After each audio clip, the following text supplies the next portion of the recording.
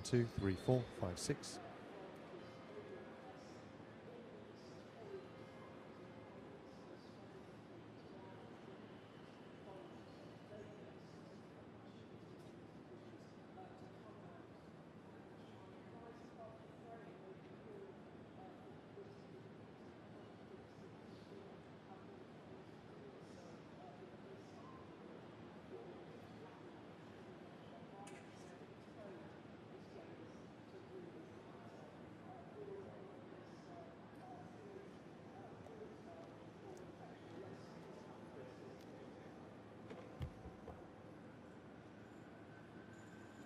In recent weeks and months, we have seen a shocking increase in extremist disruption and criminality.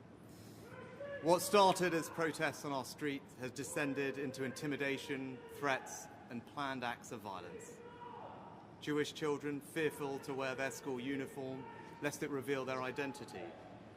Muslim women abused in the street for the actions of a terrorist group they have no connection with. Now our democracy itself is a target. Council meetings and local events have been stormed. MPs do not feel safe in their homes. Long-standing parliamentary conventions have been upended because of safety concerns. And it is beyond alarming that last night the Rochdale by-election returned a candidate who dismisses the horror of what happened on October the 7th, who glorifies Hezbollah and is endorsed by Nick Griffin, the racist former leader of the BNP.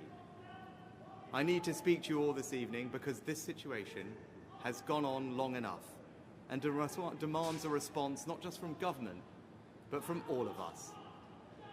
Britain is a patriotic, liberal, democratic society with a proud past and a bright future. We're a reasonable country and a decent people.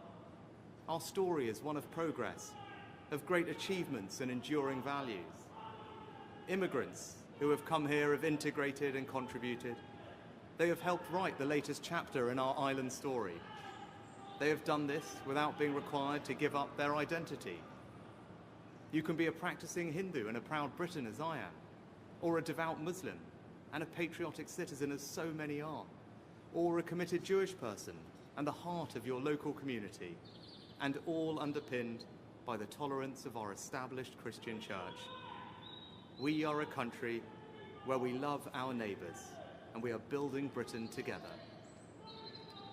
But I fear that our great achievement in building the world's most successful multi-ethnic, multi-faith democracy is being deliberately undermined. There are forces here at home trying to tear us apart. Since October the 7th, there have been those trying to take advantage of the very human angst that we all feel about the terrible suffering that war brings to the innocent, to women and children, to advance a divisive, hateful ideological agenda. On too many occasions recently, our streets have been hijacked by small groups who are hostile to our values and have no respect for our democratic traditions. Membership of our society is contingent on some simple things: that you abide by the rule of law, and that change can only come through the peaceful democratic process.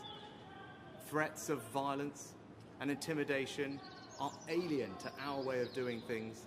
They must be resisted at all times. Nearly everyone in Britain supports these basic values, but there are small and vocal hostile groups who do not.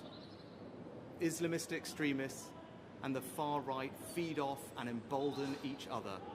They are equally desperate to pretend that their violence is somehow justified, when actually these groups are two sides of the same extremist coin. Neither group, except that change in our country can only come through the peaceful democratic process. Both loathe the pluralist modern country we are. Both want to set Britain against Britain, to weaponize the evils of anti-Semitism and anti-Muslim hatred for their own ends. The faith of Islam, peacefully practiced by millions of our fellow citizens, is emphatically not the same thing as the extremist political ideology of Islamism, which aims to separate Muslims from the rest of society. Islamist extremists and far-right groups are spreading a poison. That poison is extremism. It aims to drain us of our confidence in ourselves as a people and in our shared future. They want us to doubt ourselves, to doubt each other, to doubt our country's history and achievements. They want us to accept a moral equivalence between Britain and some of the most despicable regimes in the world. They want us to believe that our country, and the West more generally, is solely responsible for the world's ills, and that we, along with our allies, are the problem. In short, they want to destroy our confidence and hope. We must not allow that to happen. When these groups claim that Britain is and has been on the wrong side of history, we should reject it and reject it again. No country is perfect, but I am enormously proud of the good that our country has done.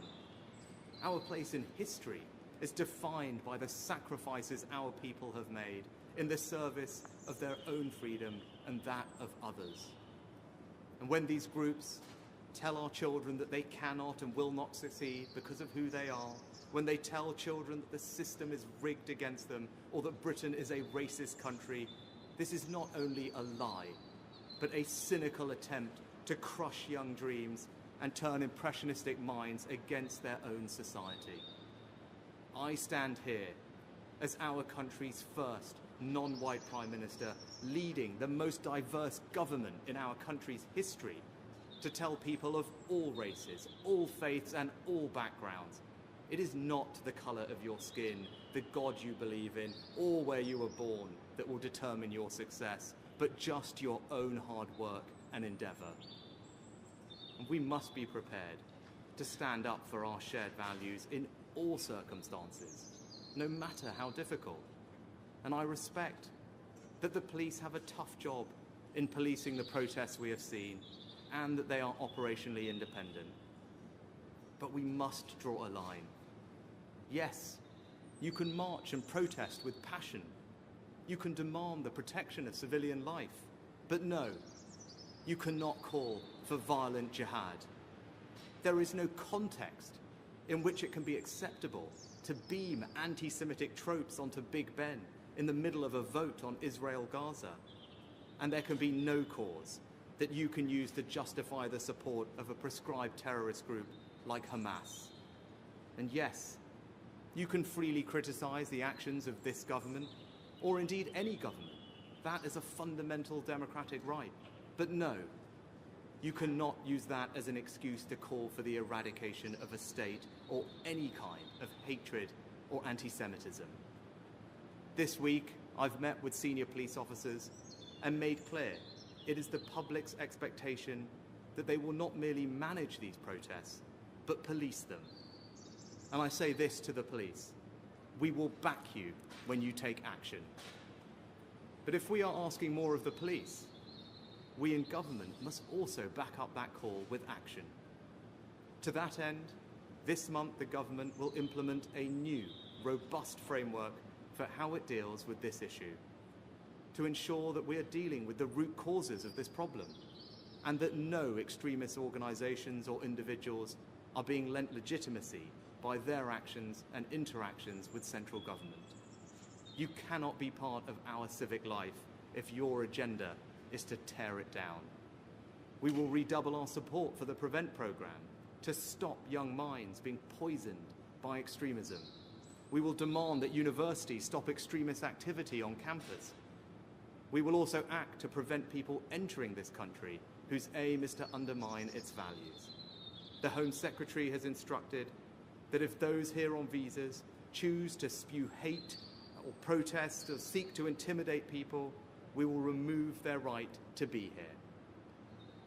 And our Britain must not be a country in which we descend into polarised camps, with some communities living parallel lives. It is not enough to live side by side. We must live together, united by shared values and a shared commitment to this country. And I want to speak directly to those who choose to continue to protest. Don't let the extremists hijack your marches. You have a chance in the coming weeks to show that you can protest decently, peacefully, and with empathy for your fellow citizens. Let us prove these extremists wrong and show them that even when we disagree, we will never be disunited from our common values of decency and respect. I love this country. My family and I owe it so much. The time has now come for us all to stand together to combat the forces of division and beat this poison. We must face down the extremists who would tear us apart. There must be leadership, not pandering or appeasement. When they tell their lies, we will tell the truth. When they try and sap our confidence, we will redouble our efforts.